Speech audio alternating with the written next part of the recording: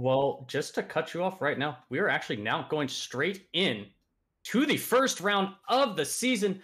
Tomatitos bringing on Himmelsdorf 1E100, an IS4, 1 IS7, 1 E3, and 2 VZ55s. What are Jack's AFK bringing? 2 IS7s, a super conch, 2 VZs, and a bat chat.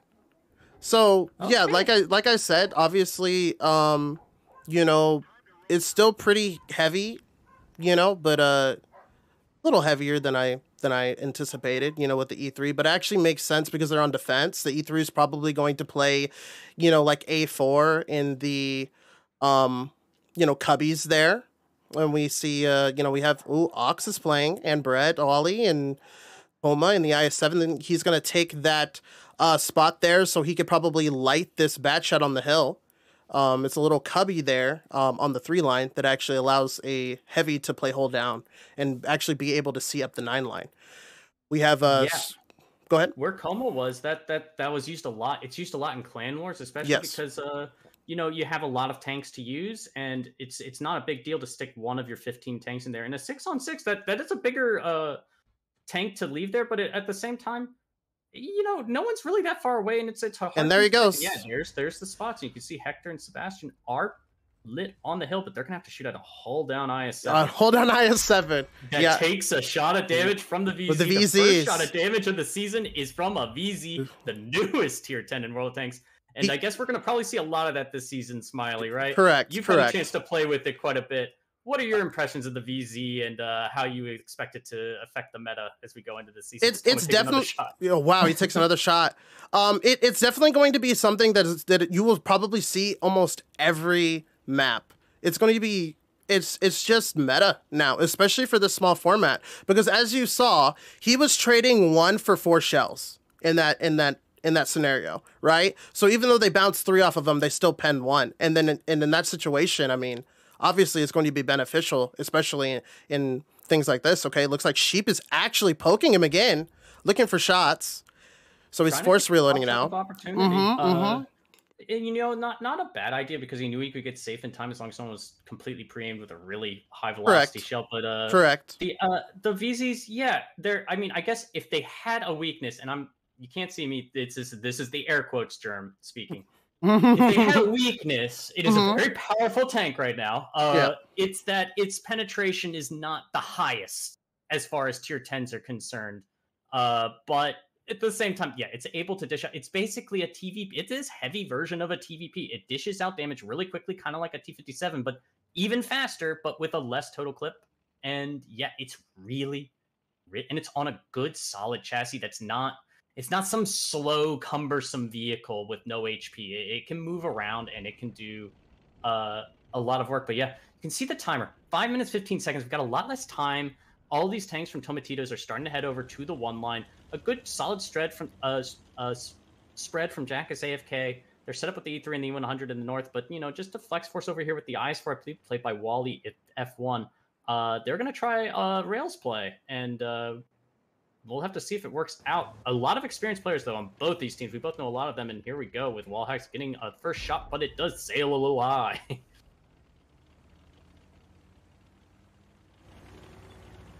And yeah, and Luxon does get in. They do not take, I believe, a single shot of damage there.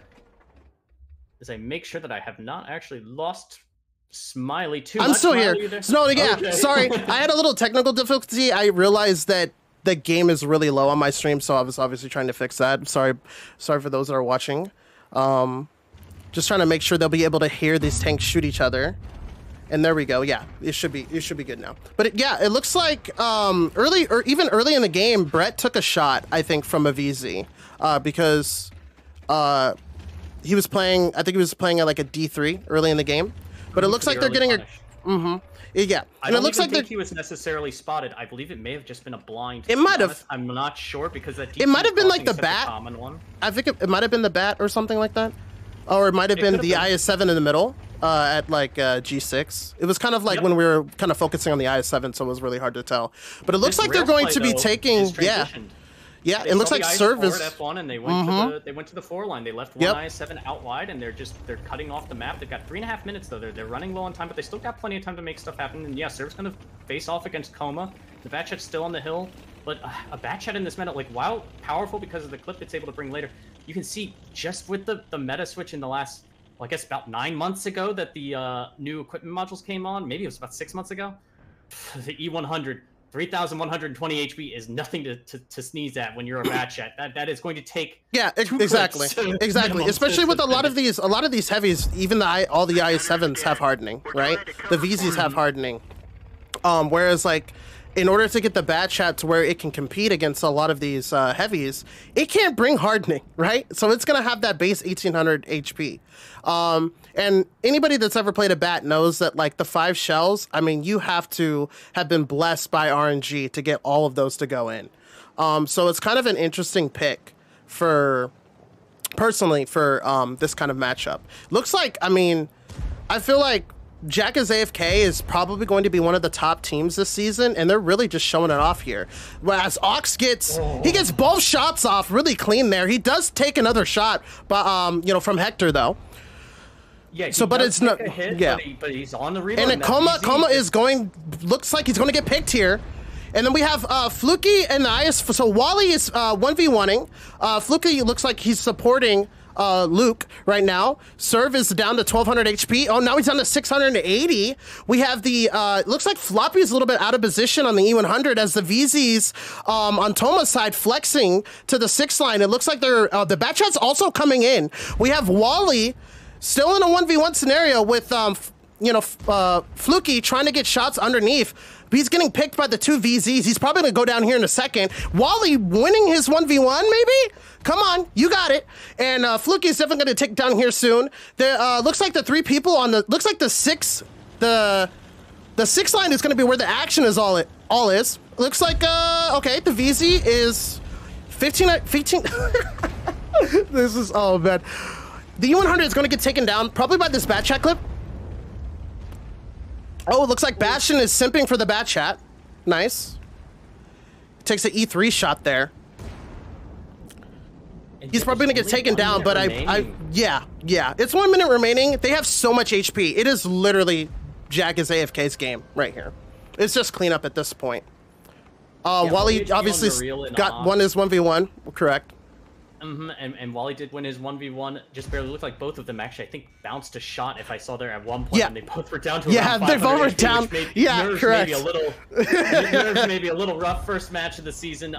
But yeah, here the VZ's just cleaning up, and really just the Batchat's on reload, and he's not going to be able to get out. But one more clip, he should be loaded about. The E3 now, is just anchoring at this point. Every shot, it's not enough to kill and cap. The E3 just has too much HP at this point. But you know, crazier things have happened with 20 seconds remaining. They have to kill everyone, and so now Wally's going to run south just in case something goes horribly wrong, which I mean it could, but you know.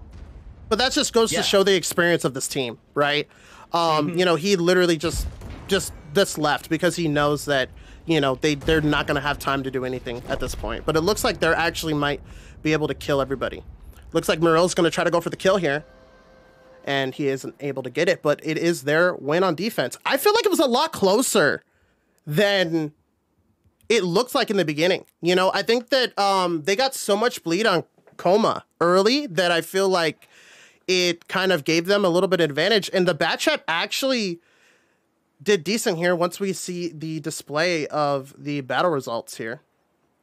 Yeah, we're seeing here we may have a technical issue with the post-game stats. If that's the case, that's okay. We do, sorry. And there were some other technical problems. If you notice the HP bars were a little screwed up, we're going to get that fixed. Okay.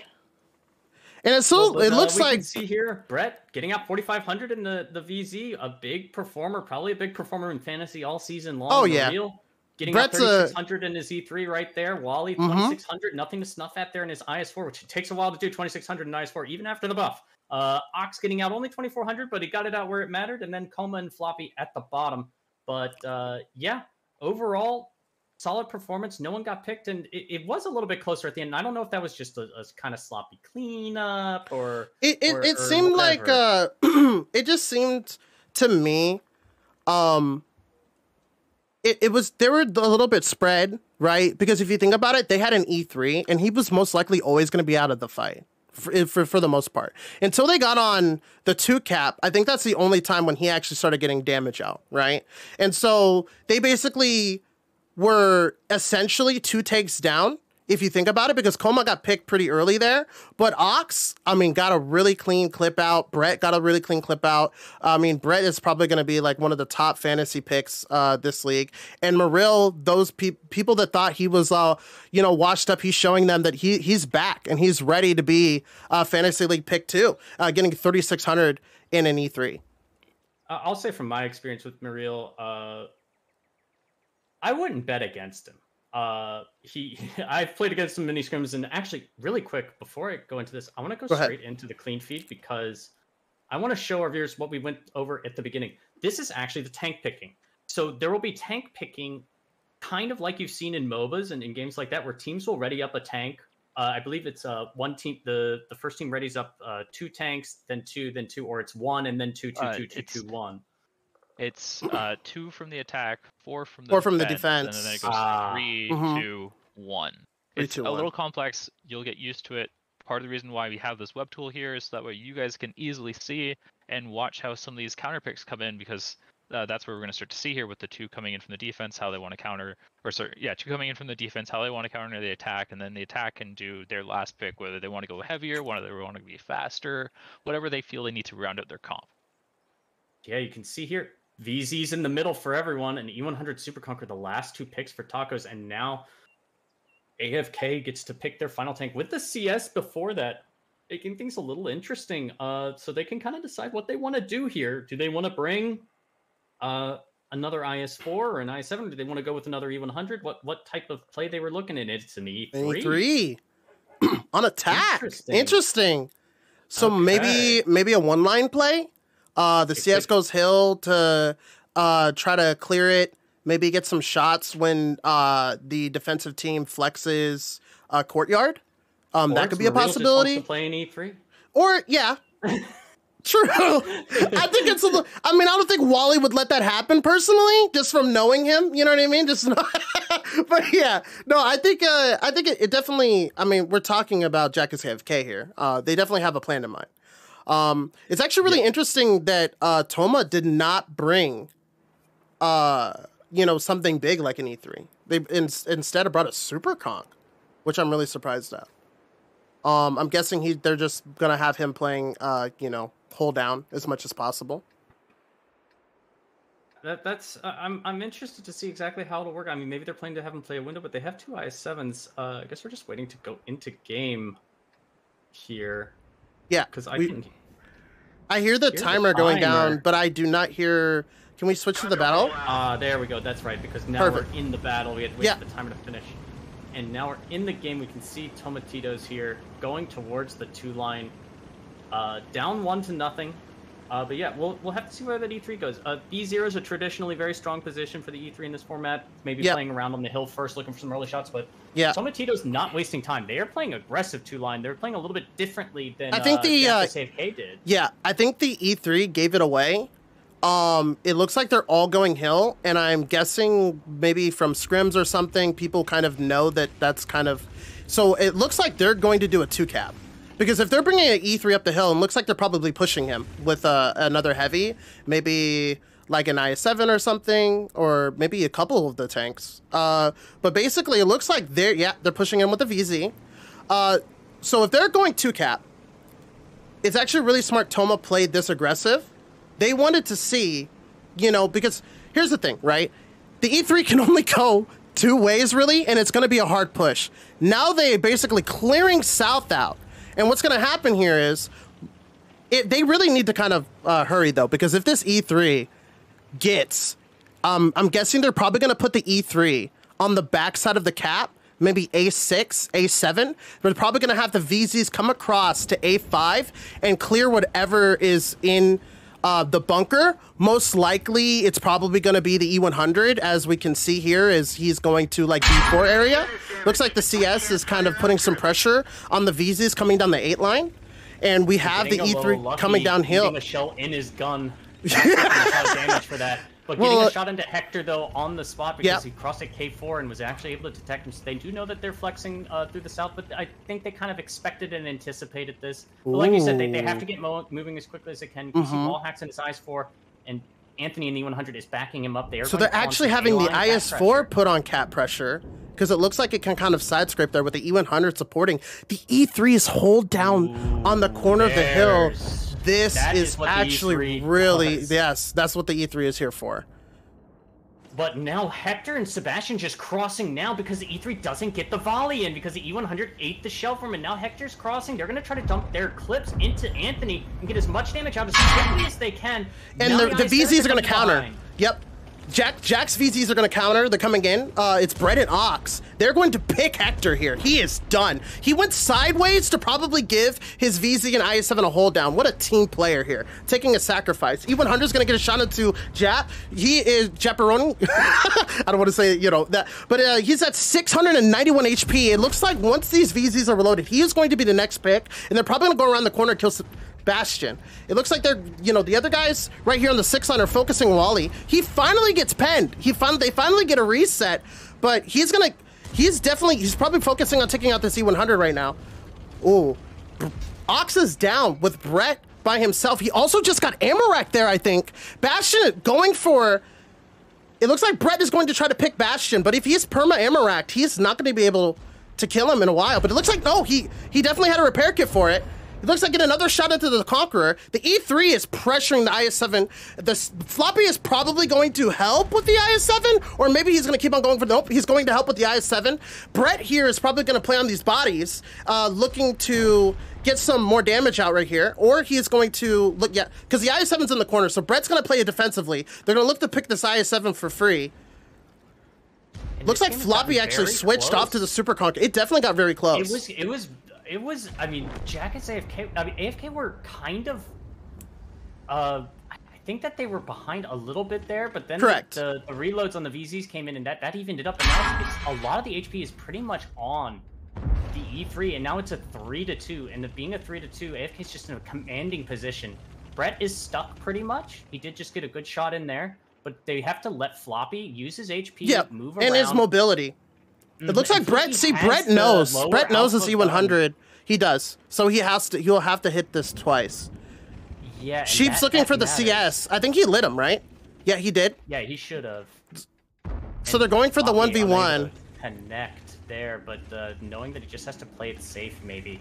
Oh, and actually getting the better of Sheep there. That was really nice play. Wow. Yeah, I can't. That top plate is really troll. And now maybe getting a little aggressive. He's trying to just win the 1v1, but it is going to be close. Each of them have to exchange another 2 shots. Their reloads are very basically they're very similar reloads, actually. It's literally like, yeah, with lower alpha and floppy by 10, but it's basically like they're basically looking at 6.3 to 6 against 6.2. And they clean it up, and AFK they take a quick 2-0 lead. Okay, and sorry about the beginning of that one there. I was trying to fix the observer mod and then got it fixed just as the countdown ended. You're fine. You're fine. It happens. Okay. Germ, yes, do you? It appears we are... Go ahead. Oh, I was just gonna say, Germ, do you switch to the casting area during this time period after we do the damage? Because I didn't last time. I was just like trying to learn this. You know, sometimes I switch. It just depends. I switch back and forth depending. Right. Like I like looking at the post game stats here. Right. I mean, Floppy 5K 40. 49? What? This man did? How? I was gonna question that's the insane. idea of the CS on Himmelsdorf. No, it's a really good play because he gets up there so well. He gets up there before a bat chat, actually significantly before a bat chat, to where if the enemy team brings a bat chat, he actually could probably get like a shot off and maybe run. You know, but I mean, they probably brought the CS because they knew that the enemy team on defense bringing a bat chat.